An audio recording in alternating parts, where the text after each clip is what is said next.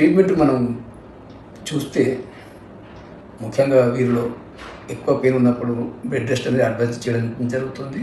Pain killers ఇవ్వడం ద్వారా NSAIDs తోటి ఈ ఎస్ఎస్జెంట్ పెయిన్ను కంట్రోల్ చేయవచ్చు. సియామ్ ఆర్ అల్ట్రాసౌండ్ గైడ్ ద్వారా ఏదైతే ఇన్ఫ్లమేషన్ ఉందో జాయింట్కి, ఆ జాయింట్ ఇంజెక్షన్ చేయడం ద్వారా పెయిన్ తగ్గించే అవకాశం ఉంటుంది. అది 6 months to 1 year వరకే వస్తుంది.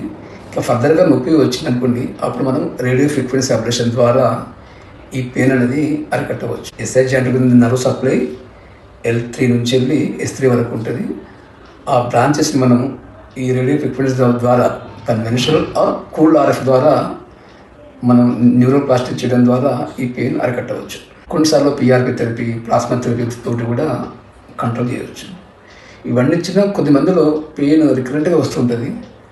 వారికి మనము ఈ ఆర్థోడెసిస్ అంటారు, జాయింట్ మొత్తం క్లోజ్ చేసేస్తాం సర్జరీ ద్వారా.